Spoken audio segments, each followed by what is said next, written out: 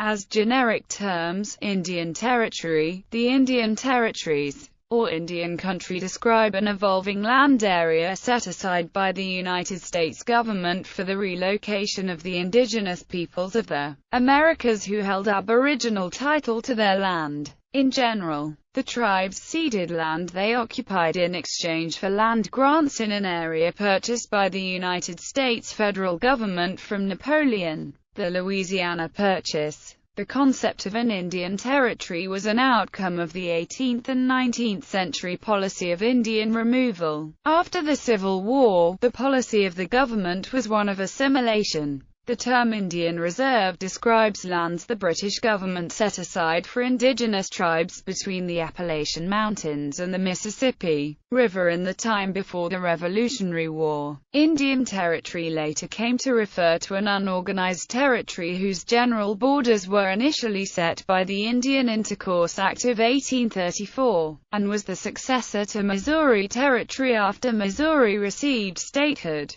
The borders of Indian Territory were reduced in size as various organic acts were passed by Congress to create incorporated territories of the United States. The 1907 Oklahoma Enabling Act created the single state of Oklahoma by combining Oklahoma Territory and Indian Territory, ending the existence of an Indian Territory. Description and geography. Indian Territory, also known as the Indian Territories in the Indian Country, was land within the United States of America reserved for the forced resettlement of Native Americans. The general borders were set by the Indian Intercourse Act of 1834. The territory was located in the Midwest. While Congress passed several organic acts that provided a path for statehood for much of the original Indian Country, Congress never passed an organic act for the Indian Territory. Indian Territory was never an organized incorporated territory of the United States. In general, tribes could not sell land to non-Indians.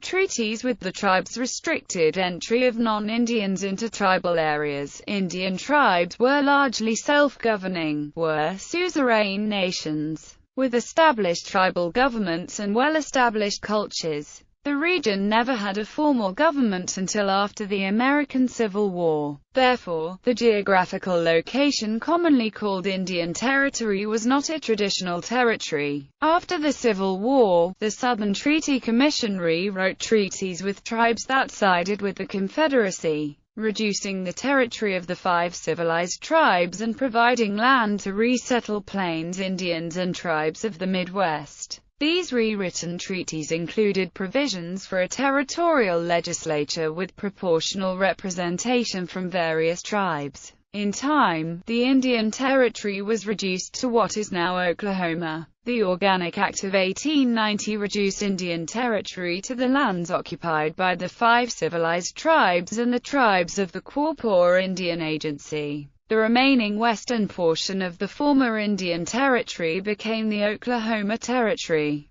The Oklahoma Organic Act applied the laws of Nebraska to the incorporated territory of Oklahoma Territory, and the laws of Arkansas to the still unincorporated Indian Territory. History. Indian Reserve and Louisiana Purchase. The concept of an Indian Territory is the successor to the British Indian Reserve, a British North American territory established by the Royal Proclamation of 1763 that set aside land for use by American Indians. The proclamation limited the settlement of Europeans to Crown-claimed lands east of the Appalachian Mountains. The territory remained active until the Treaty of Paris that ended the American Revolutionary War, and land was ceded to the United States. The British administration reduced the land area of the Indian Reserve. The United States further reduced it after the American Revolutionary War, until it included only lands west of the Mississippi River. At the time of the American Revolution, many Native American tribes had long-standing relationships with British who were loyal to the British Empire,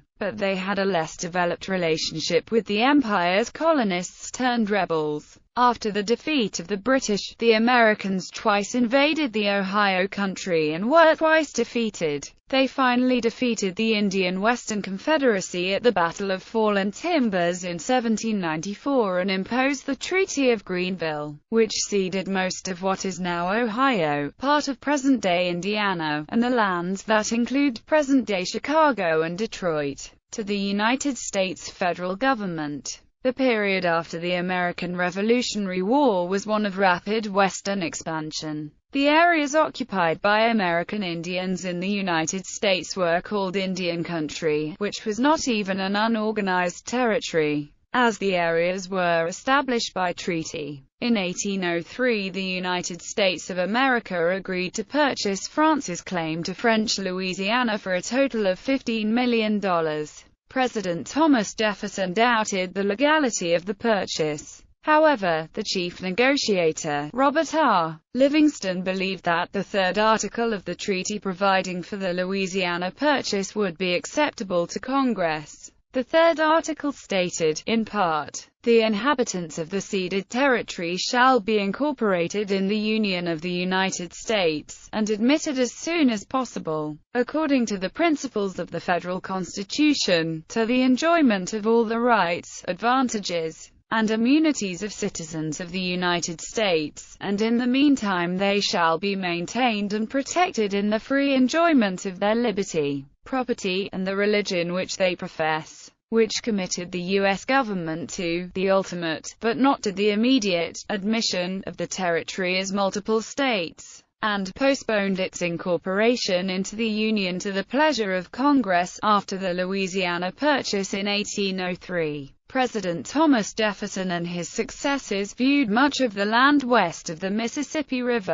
as a place to resettle the Native Americans, so that white settlers would be free to live in the lands east of the river. Indian removal became the official policy of the United States government with the passage of the 1830 Indian Removal Act, formulated by President Andrew Jackson. When Louisiana became a state in 1812, the remaining territory was renamed Missouri Territory to avoid confusion. Arkansas Territory, which included the present state of Arkansas plus most of the state of Oklahoma, was created out of the southern part of Missouri Territory in 1819. Originally, the western border of Missouri was intended to extend due south to the Red River. However, during negotiations with the Choctaw in 1820, Andrew Jackson ceded more of Arkansas Territory to the Choctaw than he realized, resulting in a bend in the border between Arkansas and Oklahoma at F.D. Smith, Arkansas. The General Survey Act of 1824 allowed a survey that established the western border of Arkansas Territory well inside the present state of Oklahoma, where the Choctaw and Cherokee tribes had previously begun to settle. The two nations objected strongly, and in 1828 a new survey redefined the western Arkansas border. Thus, the Indian Zone would cover the present states of Oklahoma, Kansas, Nebraska, and part of Iowa. Relocation and Treaties. Before the 1871 Indian Appropriations Act, much of what was called Indian Territory was a large area in the central part of the United States whose boundaries were set by treaties between the U.S. government and various indigenous tribes. After 1871, the federal government dealt with Indian tribes through statute. The 1871 Indian Appropriations Act also stated that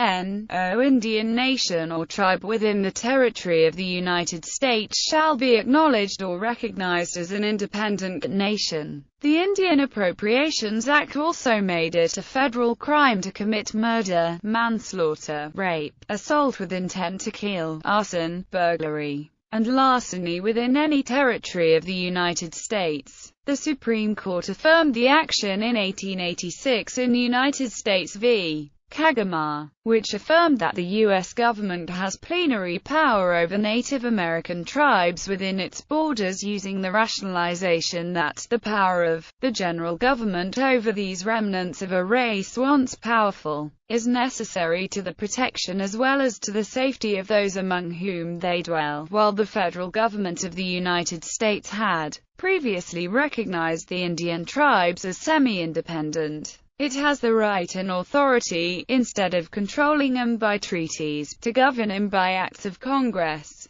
they being within the geographical limit of the United States. The Indians own no allegiance to a state within which their reservation may be established, and the state gives them no protection. Reductions of area. White settlers continued to flood into Indian country. As the population increased, the homesteaders could petition Congress for creation of a territory. This would initiate an organic act which established a three-part territorial government. The governor and judiciary were appointed by the President of the United States, while the legislature was elected by citizens residing in the territory. One elected representative was allowed a seat in the U.S. House of Representatives. The federal government took responsibility for territorial affairs. Later, the inhabitants of the territory could apply for admission as a full state. No such action was taken for the so-called Indian Territory, so that area was not treated as a legal territory. The reduction of the land area of Indian Territory, the successor of Missouri Territory, began almost immediately after its creation, with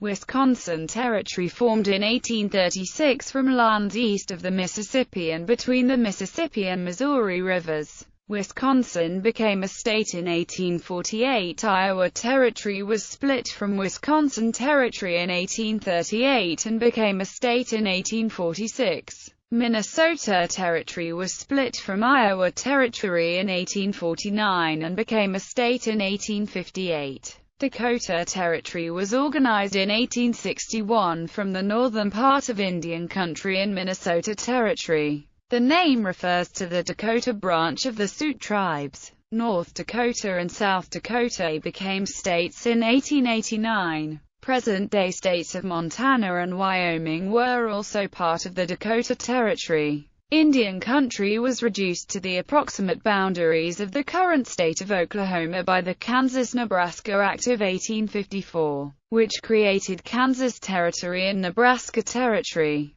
The key boundaries of the territories were 40 degrees north the current Kansas-Nebraska border, 37 degrees north the current Kansas-Oklahoma border. Kansas became a state in 1861, and Nebraska became a state in 1867. In 1890, the Oklahoma Organic Act created Oklahoma Territory out of the western part of Indian Territory. In anticipation of admitting both Indian Territory and Oklahoma Territory as a single state of Oklahoma. Civil War and Reconstruction. At the beginning of the Civil War, Indian Territory had been essentially reduced to the boundaries of the present-day U.S. state of Oklahoma, and the primary residents of the territory were members of the 5 civilized tribes or Plains tribes that had been relocated to the western part of the territory on land leased from the 5 civilized tribes. In 1861, the U.S. abandoned Fort Washita, leaving the Chickasaw and Choctaw nations defenseless against the Plains tribes. Later the same year, the Confederate States of America signed a treaty with Choctaws and Chickasaws. Ultimately, the 5 civilized tribes and other tribes that had been relocated to the area signed treaties of friendship with the Confederacy.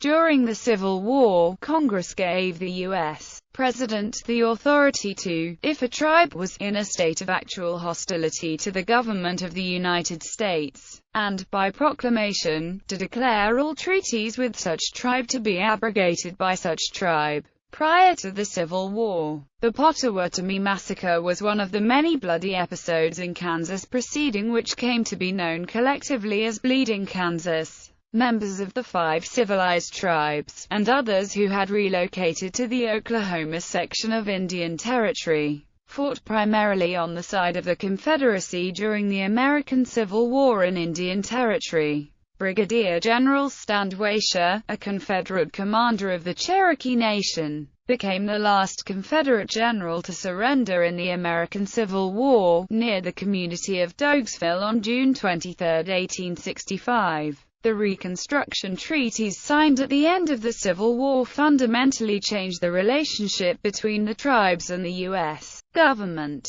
The Reconstruction era played out differently in Indian Territory, and for Native Americans than for the rest of the country. In 1862, Congress passed a law that allowed the President, by proclamation, to cancel treaties with Indian nations siding with the Confederacy. The United States House Committee on Territories was examining the effectiveness of the policy of Indian removal, which was after the war considered to be of limited effectiveness. It was decided that a new policy of assimilation would be implemented. To implement the new policy, the Southern Treaty Commission was created by Congress to write new treaties with the tribes siding with the Confederacy. After the Civil War, the Southern Treaty Commission rewrote treaties with tribes that sided with the Confederacy, reducing the territory of the 5 civilized tribes and providing land to resettle Plains Indians and tribes of the Midwest.